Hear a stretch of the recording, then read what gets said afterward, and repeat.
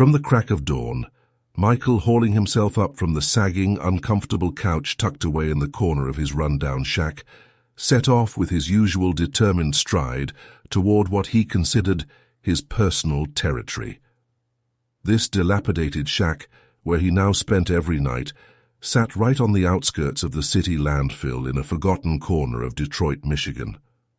Through the grimy window, he could see endless piles of garbage mingled with the discarded remnants of other people's lives, broken appliances, tattered clothing, and forgotten mementos that spoke of better days long gone.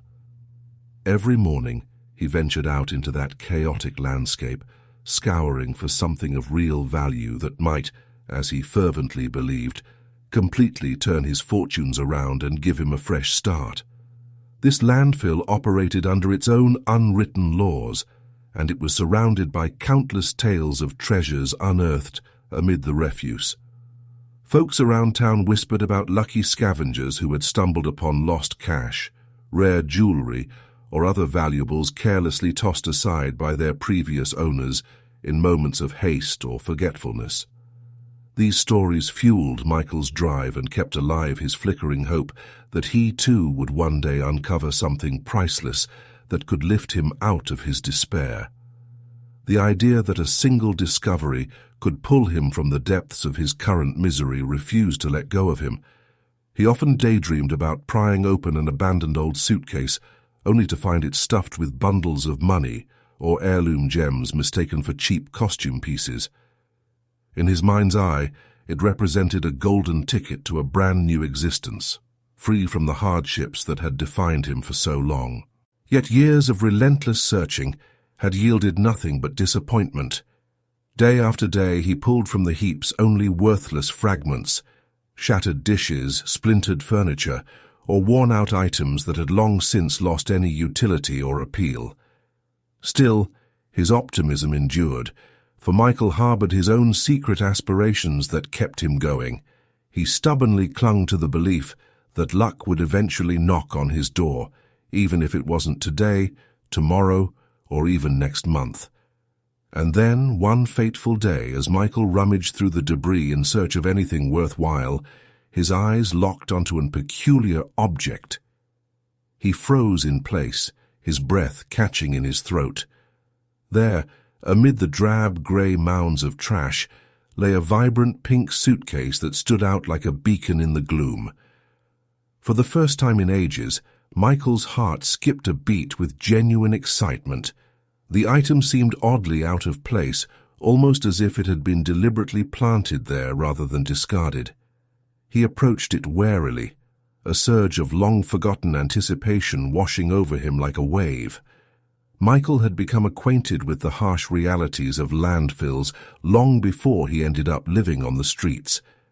This chapter of his life had begun unexpectedly during his time in the orphanage, where he grew up facing constant challenges that tested his resilience. His childhood was marked by an unending struggle against adversity, frailty from poor health, relentless bullying, and mockery from the other kids turned his days into a monotonous grind of gloom and oppression.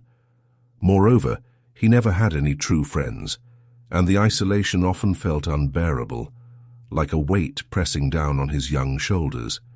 But even in those dire circumstances, Michael discovered a source of solace that helped him endure. Books and learning became his sanctuary, a way to escape into alternate worlds far removed from his own pain. He dedicated himself to self-improvement, devouring whatever reading material he could get his hands on, and sought to carve out a purpose and a place for himself in the broader world. As he grew older, he managed to enroll in evening classes at the local community college, where he first experienced a glimmer of self-discovery and the promise of a modest foundation to build upon. By the time he aged out of the orphanage, he had mastered the trade of carpentry, and this skill marked his initial foray into independence. Soon after, fate seemed to smile upon him at last. The government unexpectedly provided him with a small but personal apartment of his own. To him, this was nothing short of a miracle. He finally had a private space to call home, and for the first time, he tasted unadulterated joy. It instilled in him a steadfast sense that he now had a real shot at a brighter future ahead. With this new dwelling came fresh ambitions. He began mapping out plans for how to shape his life moving forward, envisioning steady progress. Each day felt like another step upward on a ladder he had long dreamed of climbing.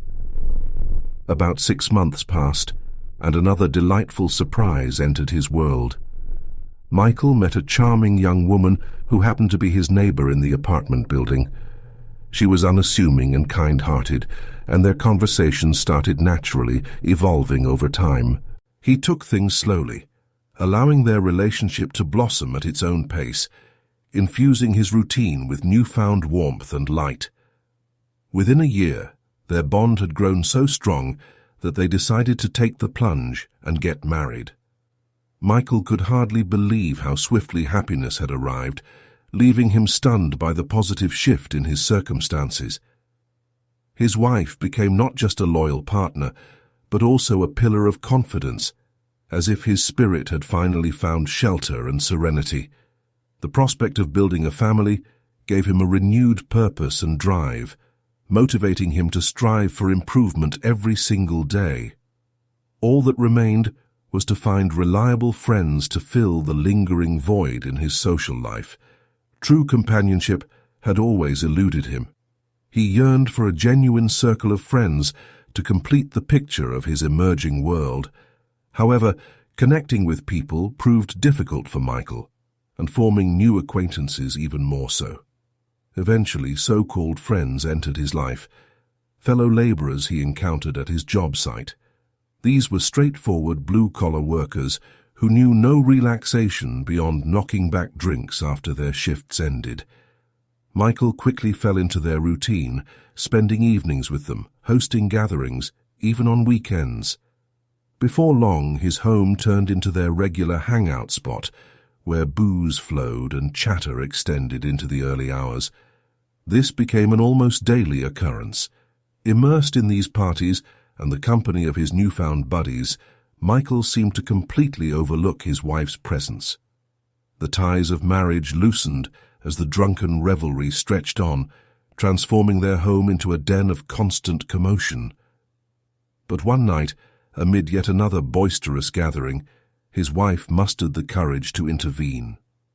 She firmly requested that the guests leave earlier than usual. Irritated and clouded by alcohol, Michael lashed out in rage, striking her in front of everyone. That act proved to be the breaking point for his spouse. The very next morning, she packed up and left for good.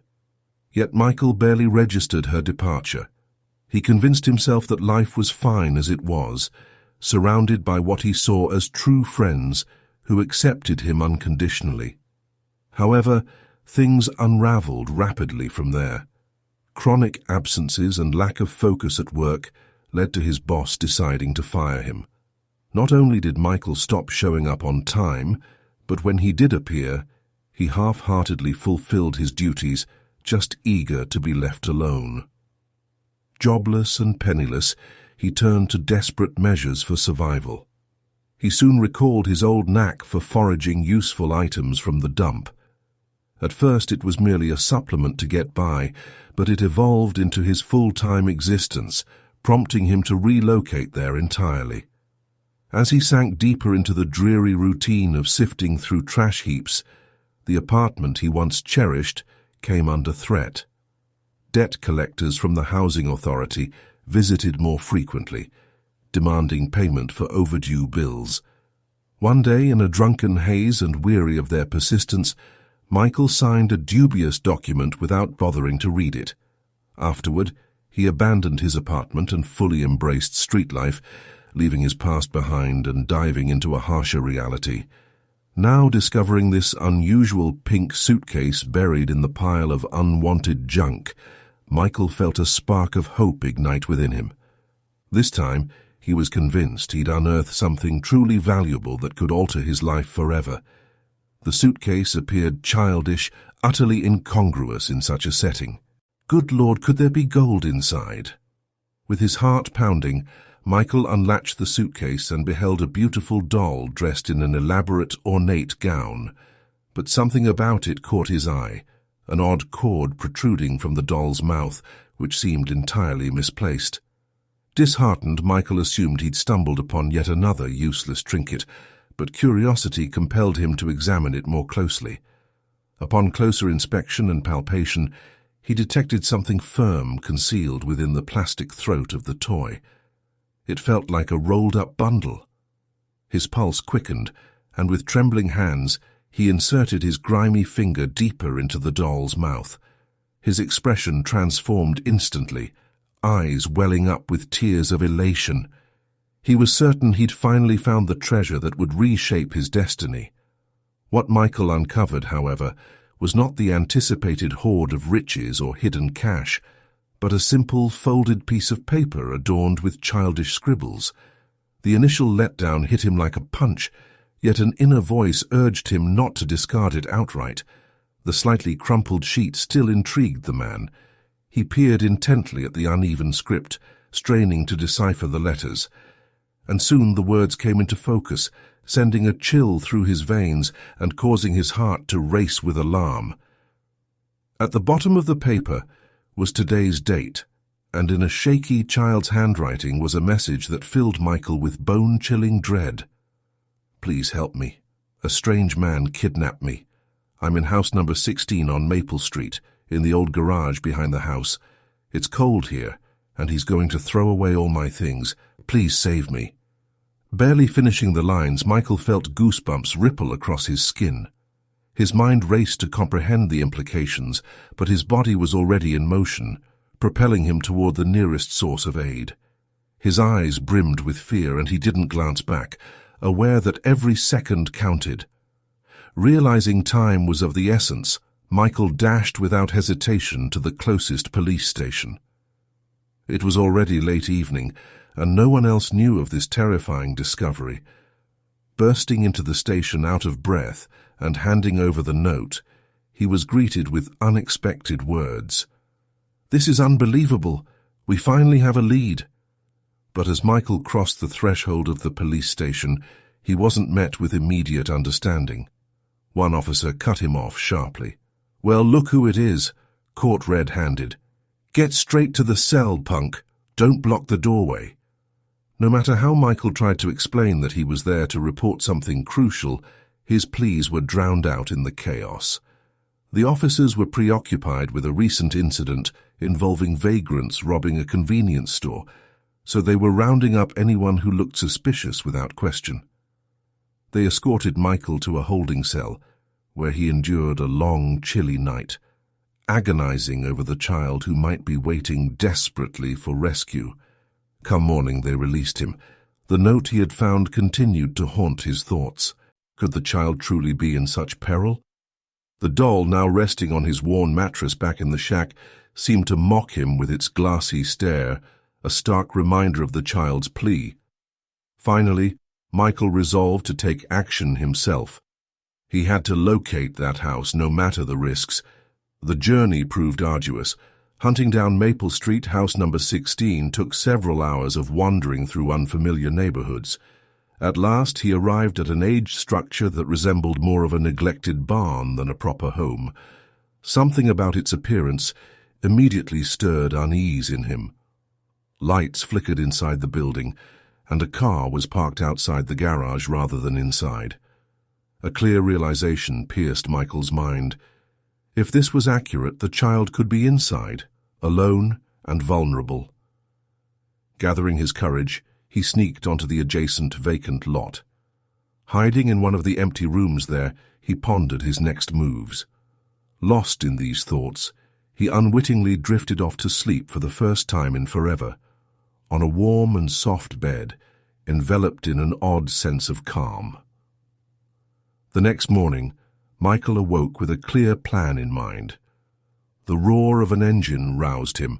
The neighbor was evidently preparing to leave. Michael rose cautiously and peeked out. The car was just pulling away from the property. He waited until the sound faded into the distance, then took a deep breath and boldly headed toward the garage, where he hoped the little girl was being held. As he neared the door, he caught a faint whisper from within. "Uncle Dave, is that you?" "No, kiddo, I'm not Uncle Dave," Michael replied, striving to keep his voice as gentle as possible. "I just found your note at the dump. Please, save me." The girl sobbed softly. Michael scanned the area, picked up a hefty rock, and smashed it against the door handle. The door, poorly secured, gave way easily. Michael swung it open and stepped inside. Grasping the frightened girl's hand, he hurried her away from the premises. They sprinted to a nearby wooded path, where Michael paused to catch his breath and hear her out. "What happened here?" he asked, eager to grasp how the girl had ended up imprisoned. She looked up at him with wide, tear-filled eyes and began recounting her tale in a quivering voice, trembling from the memories. The little girl hesitantly shared her story. "Uncle Dave is a good friend of my dad's. They work together. They have some business stuff in common. I don't understand it all yet. But one time I saw them counting a huge pile of money. Then he picked me up from the bus stop after my field trip and said he'd take me home. But instead, Uncle Dave yelled at me and locked me in this garage." Her words were concise, but the terror etched on her face told Michael she'd endured profound fright. The girl was scared to her core, her voice wavering with emotion. Michael reassuringly held her hand and guided her to the nearest bus stop. There he sought assistance from passers-by, and one kind man offered to drive them to the police station. This time, the authorities took his account seriously and promptly contacted the girl's family. When her father arrived, his joy knew no bounds. He thanked Michael profusely, tears streaming as he embraced him repeatedly. The kidnapping case swiftly went to court, with Michael called as a key witness. The abductor was imprisoned, and Michael, the hero who rescued the girl, experienced an unforeseen twist of fate. Overflowing with gratitude, the girl's father vowed to help Michael escape his homeless existence. He gifted him a new apartment and offered employment at his company, where Michael easily settled into a position as a loader. The life that had seemed hopelessly bleak for so many years finally started to gain new purpose and momentum. This time, Michael was resolute in not squandering his opportunity. His journey was just beginning, and he now understood the true value of every chance that came his way.